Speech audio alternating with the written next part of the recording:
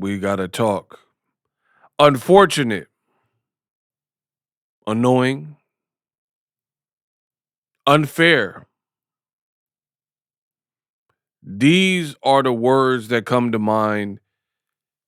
A new narrative has been created.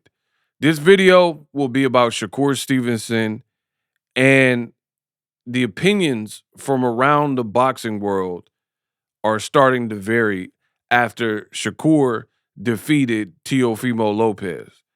In this video, I will, without a shadow of a doubt, absolutely air it out. And I'm going to air out my grievances with what's being said about Shakur Stevenson. So make sure you tune in, stay to the end of the video. In the comments, let me know how I did. Now, what up, Fight World? It's your boy Ego, and I'm back with some more boxing. This is what I do. Keep that in mind. Boxing. This is what I do. Before I get into this video, for my regulars, yes, I will do a breakdown of Shakur Stevenson versus Teofimo fight. However, it's going to take a bit more time because there's layers to that, and I got multiple things I want to say. But my series, What Really Happened, I will break it down. You got to subscribe to me and come back on the channel because it'll be up later today, right? But I wanted to get this video out. Without further ado, we're going to jump right into the content because I don't know if I can get any more elite and accurate with my job. I predicted this moment and literally went to get something to eat after Shakur's great performance, masterful performance over Teofimo Lopez. I said it on the watch party. Go back and listen to it.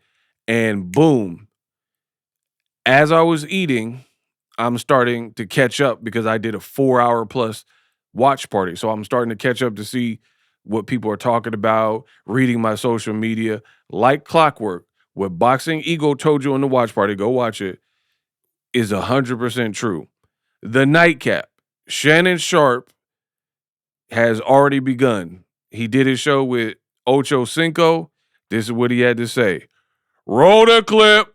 Shakur is a great fighter, but I wouldn't pay my hard-earned money to $1,000, $2,000, $3,000 for tickets to go see him. No, it's just not. Okay, hey, give me a. I told you, y'all didn't listen to me. At some point, you'll realize what I'm saying on this channel is true. So that was Shannon Sharpe on his podcast, and he said, Shakur's a great fighter, but I'm not paying no money for a Shakur fight. I can't see myself paying 2 racks, 3 racks to go watch a Shakur fight. Nah. So the narrative has officially begun, but we'll keep. Shakur is a great fighter, but I wouldn't pay my hard-earned money to $1,000, $2,000, $3,000 for tickets to go see him. No, it's just not. And bro, I gotta add this real quick.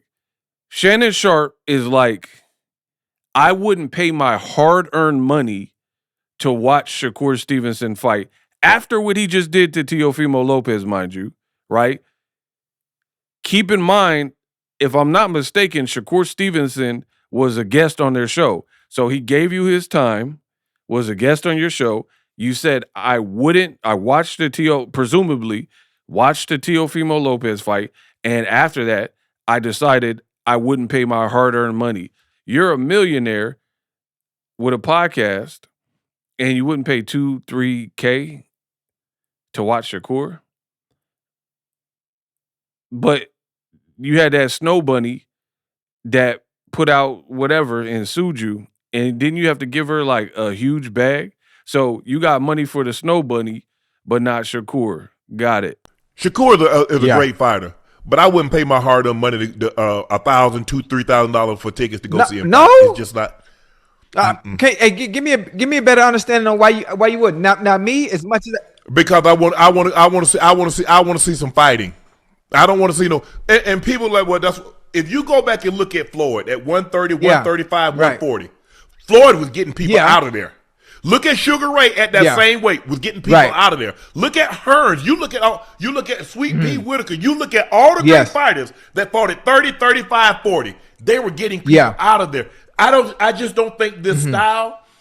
He's not going to get enough people fighting this style, Ocho, to get him that $30, $40 million payday that he's. You know what? I think he's gonna get it. He's gonna get it anyway because he's the best at what he does. He's the best at 135. He's the best at 140, and his style. I mean, it's what it is. The point of the game of boxing is to hit and not get hit. Now, he's not He's not like a heavyweight. He's not like some of the other 135 and 140 pounders that get people out of there. He does have knockouts. I think maybe 11, maybe 12, something like that. But it's probably not to the volume or magnitude that most people that enjoy boxing would like. But for me, I like pure boxers. I like watching the mastery from round to round, and I enjoy it. Unless you're I don't want to say real boxing fan, unless you enjoy the sweet science in itself and all that it entails, even if it's not a knockout, I enjoy it. I'll pay $1,000 You think Sugar? Do you like Sugar? Now, I'm gonna give credit where credit's due. Y'all know me. I ain't never been on no sucker ish. Ocho Cinco was cooking.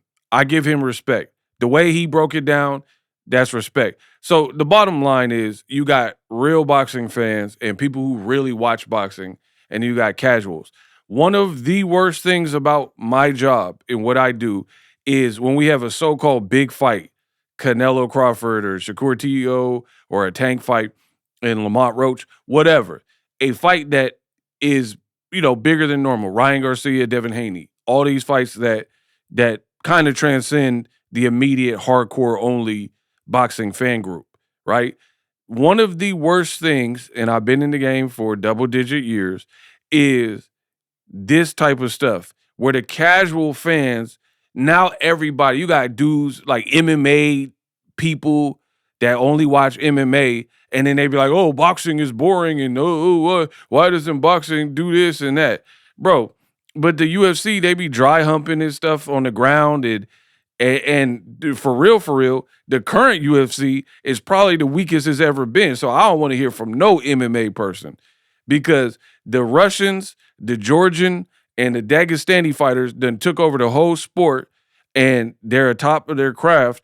But a lot of them are pure wrestlers, and they not out here with no crazy strikes and head kicks and stuff like that. They are wrestling you, pinning you down, and nobody got a real answer for it, period. So it slows up the tempo. And then the ref in the octagon ain't finna do nothing to, like, stand people up. You know what I mean? So I don't want to hear from no MMA person, because they've been saying boxing is dead for years. So it's disappointing that the narratives have already started with Shakur, but let's keep going. Sugar Ray style? Sugar Ray, yeah, absolutely. Yeah, now listen, you know what I call it? If you have that power to knock people out, that's the cherry on top of it. That's the cherry on top of all the other skill sets that you possess. Shakur, he has the chance to knock people out. Sometimes he take him in the deep water. He don't take that chance, though, Ocho. You know you got to take a chance to knock somebody out. You got to put yourself in harm's way. Yeah, but see that and Ocho, for you to get that big play, that catch and run, sometimes you got to put yourself in harm's way. Sometimes, you got to catch that thing, face him up, and get going. We can't always throw you over the top, Ocho, and drop it in the bucket and let you get a 50-yarder. Sometimes I got to throw you a 5-yard around, Ocho, and you got to do it on your own. Okay, And I'm not saying, look, he's a phenomenal fighter. He got elite defense. He's a great counterpuncher. But I just think the thing is, I just think in order for him to get the people to want to see him fight and to pay to see that fight, I just don't know. I tweeted this earlier too when the fight was going on, and a lot of people complain about Shakur fights about being boring. They say he runs all the time, and what I saw from him tonight, being able to stay on that front foot all night long and not retreating and actually sitting there in the pocket and sitting mid range and fighting the entirety of the fight. I mean, a fight like tonight, could he have gotten T.O. out of there? Maybe, maybe not. If they had maybe another 2 or 3 rounds to go, maybe he could have done it. But I enjoyed it, being a purist and understanding. Yeah, no, I don't think he ran tonight because I don't think he had to run, because I don't think he ever felt that he was in danger at any point in time. So there was no reason to get on his bicycle. There was no reason for him to retreat. Shakur is a great fighter, but I wouldn't pay my hard-earned money to $1,000, $2,000, $3,000 for tickets to go see him. No, it's just like, bro, y'all be so wrong. It's crazy. It's crazy. I can't, like, for me, I can't respect these casual takes. I'm just gonna keep it real with you. I do this every single day, and it'd be a bunch of people who don't watch boxing every single day, who don't report about boxing every day, and then they got the loudest opinion about boxing. Give the man, why is it so hard? This is why I hate the internet. If I didn't make this much money that I make on the internet, I wouldn't be on here. I promise you, on everything. Because the internet is just like, everybody got an opinion. But the problem is, you got to search and scurry the whole net to see whose opinion is actually like qualified or makes a shred of sense. Like, there's movie review channels, and now everybody got a movie review channel or a hip hop review channel or a hip hop podcast. But the problem is, a lot of these dudes is like rats, or they're not really for the hip hop culture. Like, you're advocating for this and that and beefs, and you're trying to escalate beefs and stuff like that. You know, you don't have no moral compass, no ethics, no integrity. This is what's wrong with the internet, and it's no different for boxing. Now everybody want to talk about boxing. Y'all treating this kid Shakur unfair. Give him props. Again, I can't wait to do my full breakdown, but all the people, let's just keep it real. Shakur identifies as a black man. I know he's Puerto Rican too, but he black, right? And that's primarily the target for that whole he ran stuff. He was right there in front of Teofimo, cooking the boy. You can't really judge a fight solely on the face, but this fight showed the tail of the tape and like what was happening by their faces. Shakur looked club ready, like he could hit the club. He can kiss his daughter. His daughter ain't gonna be scared of him, like he a monster. I don't know about Teofimo. Teofimo, his kid might not recognize him or be like, "Daddy, what's wrong?" You know what I mean? Because he looked like Sloth from the Goonies. Hey, you guys, Rocky Road. Bro, he looked horrible. So we can't do that to Shakur, you know, and I knew this was coming. Look, levels. Shakur landed 44% of his total punches. Teo 15. And Teo, everybody gave him props for beating Josh Taylor and beating Lomachenko in the fashion he did. So now we're pushing this narrative that he's just too boring. Now, I'll talk about it more on my next video, where the what really happened video, but I'll leave y'all. I just want a little digestible piece. I'll talk about it more in that video. But ultimately, the point I'm making is, I understand that Shakur's style is not going to be for everybody, but we need to focus the conversation on the real culprit here. I'm not a fan of like, oh, he ran. Like, here's what I'm saying.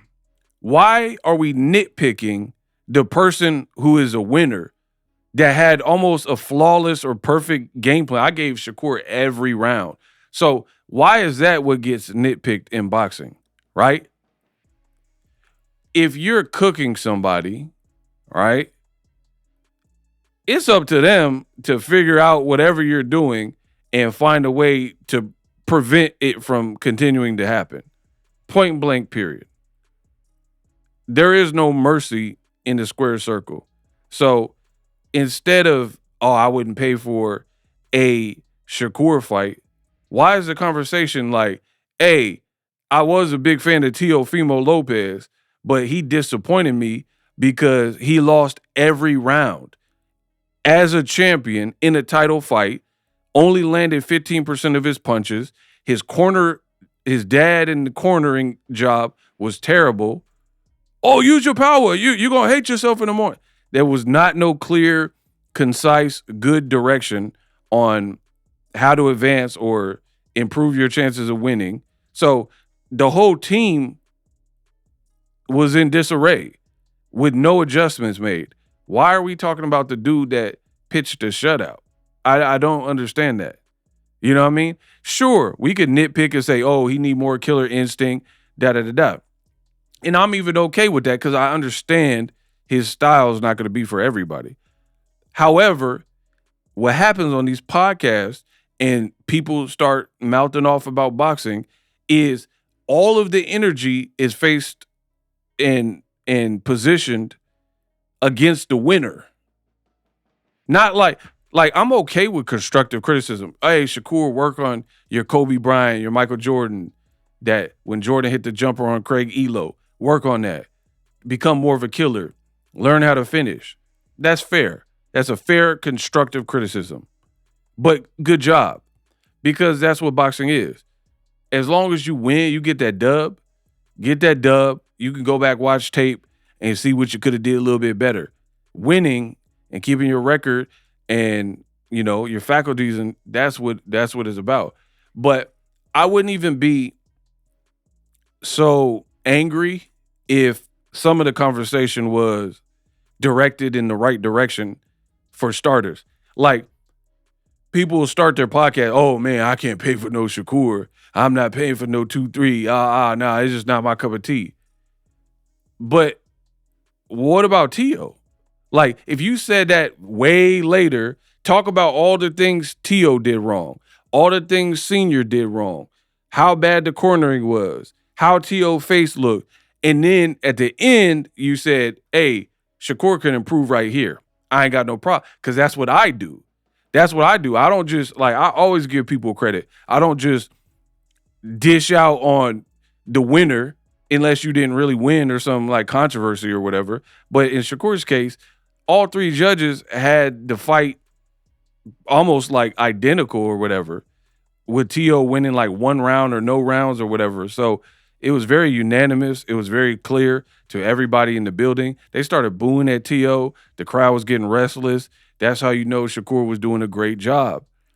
Because if he wasn't doing a great job, that crowd might have had some energy and came alive, because maybe they were pro Tio because he's from New York and Shakur from Newark. So kudos to Shakur. I've seen Shakur performances that didn't impress me. And me being who I am in real, Edwin De Los Santos, Nakathila, those performances weren't particularly impressive for me. And I said that because I'm a real one. I'm always going to keep it real, right? But we got to give credit where credit's due. Oscar Valdez, great performance, right? He did his thing versus Conceição, but you missed weight. So, you know, that averaged out. I'm not giving you a bunch of credit for Sasaki or whatever dude's name, whatever that dude, Nakatami or whatever that dude. But this, Tio, he was a rated, ranked champion. He was also your first fight at 140 pounds. Like, what are y'all expecting? He had to knock him out, right? And then if you have the complexion for the protection in this sport, guys like Josh Kelly, he was doing his thing, but to me, Shakur fight was more entertaining than Josh Kelly's overall fight, because I think there were a lot of lapses where Josh Kelly was like, he was doing very good, and then he kind of led off, and then Murtazaev dropped him. Shakur ain't get dropped. Shakur ain't get hurt. Shakur literally won every round, and this is how fake boxing is. Before the fight, it's always with black fighters, sometimes Cuban fighters too, but darker complected fighters or melanated fighters, black fighters, right? Mark my words. Before the fight, people are picking against said black fighter, right? Oh, Floyd's going to lose to Canelo. Maidana's going to knock Floyd out. De La Hoya is going to beat him. And then when Floyd bow, Cotto's going to beat him. Hatton's going to beat him. All these things. Juan Manuel Marquez is going to beat Floyd. And then when systematically, one by one, Floyd beat, stop, whatever, dominate Canelo's and all the people I just named, 50-0, and then it's a built-in excuse. Oh, Canelo, he wasn't ready. Oh, Canelo was too green. He was too young, but he wasn't ready. then why'd you pick him to win? You see how fake people are? If he was too green, too not ready, right? Then why would you ever have picked him to win? You were saying, the people, right, the fans, that Canelo's going to knock out Floyd. So if you knew he was too green and not ready, then you should have never said he had a chance with Floyd. Say, man, Floyd going to cook him. But you got these people in the comment section that they'll speak with emotion and bet on the emotion. Oh, Teo's going to knock him out. Shakur's not ready for this. This is his first fight at 140. Is super dangerous, and he never fought no one like Teo. Teo's the best name on his resume. Teo cooked Josh Taylor and Lomachenko and blah, blah, blah. Right? Fair. But then when Shakur demonstrate and violate, right? And hold on. Another thing that y'all don't keep real. Shakur, he was classy the whole time. He ain't really do no extra, right? Teo was the one that sucked my, I'm going to put this and this can't fit in your mouth and your mama and blah, blah. Teo was the one acting weird and disrespectful with the trying to violate with the trash talk. You know what I mean? And then acting weird and meditating and all that and dancing and the theatrics. That was Teo. Shakur didn't really violate like that. The only time Shakur violated was in retaliation. He said, I'm going to slap you or I'll whoop you right now. But that was only after Teo start, saying I'm going to put my private in your mouth and all that. You know what I mean? And then even after the fight, when Shakur destroyed the man and clearly could have I told you, and then he didn't do that. He said, thank you, Teofimo, for the opportunity. I want my daughter to meet your son. And that's a real winner. That's a real champion. You know why? Because when you in boxing or in competition, when you know you cooked a man, it's already settled. You know you're better than the person. You know your skills were able to outshine his skills. So you don't have to go low. You know what I mean? You don't have to kick a man while he's down. You understand that it comes with the territory. You prevailed. When you conquer, you conquer. And that's what Shakur did. Anybody with these statistics, you won the fight, bro. Unless you got knocked out with one punch afterwards. Like after you racked up all these crazy numbers and then you got knocked out or something crazy once in every several fight type of deal. So, yeah, man, it's disappointing because I want to uplift the sport of boxing, but it's hard to because you see masterful boxing and then all these MMA dudes or sometimey casual boxing fans, Shannon Sharpe, and all these people come in and they start pitching this narrative instead of giving props. You know what I mean? Shakur Stevenson earned it. Moved up in weight. He could have stayed at 35, said, I'm a champion. I don't want to fight at 40. And he also broke the spell of Teofimo. Teofimo was known for the biggest names he fought, Loma and Josh Taylor, being doubted and then doing exceeding expectations. And from the early rounds, I could tell the game plan and the fight wasn't going his way. So Shakur is the first of the bigger names that Teo fought where the curse didn't get him. Teofimo underperforms versus Kambosos or Sandor Martin or whatever, but he usually was stepping up against the better names. The Claggets, you don't know what type of performance he's going to give you. So he also said it was his best camp ever, and he was ready. He looked in shape.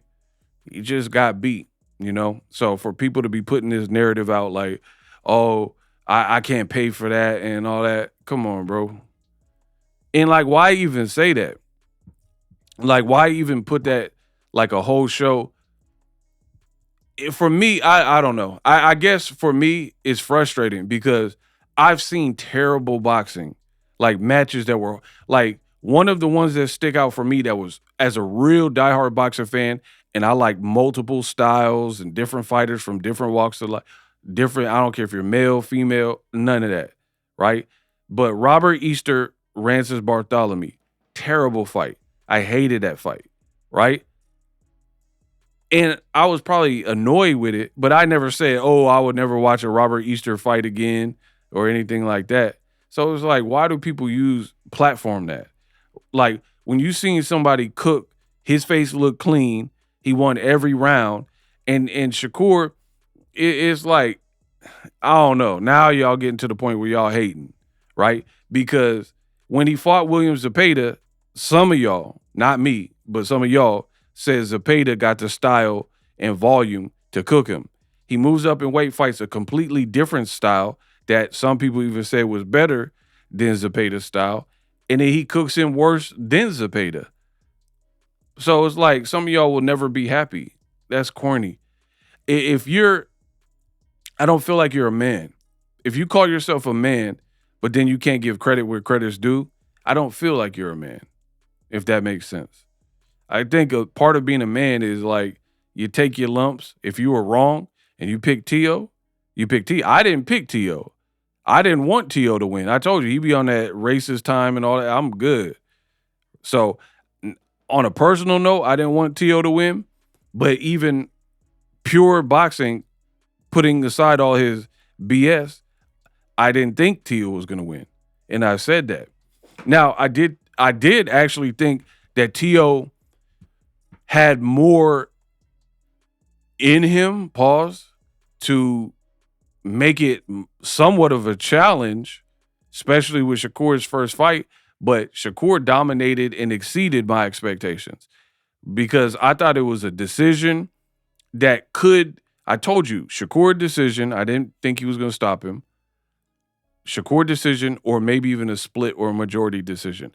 I thought that Teo would at least possibly have some moments that made it a little bit sticky, and then Shakur would get back on it, use the jab, and blah, blah, blah. But Teo didn't really even have them moments, so it was the Shakur show. Congrats to Shakur. Y'all got to stop hating. It's that simple.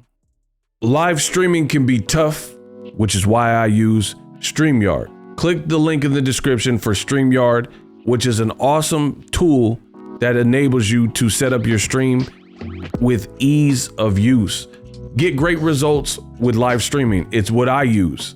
Stream to social media with ease with StreamYard. Live streaming is here to stay. Engage with your audience using StreamYard. Great way to reach out to your audience and connect. So you need a tool that can do that.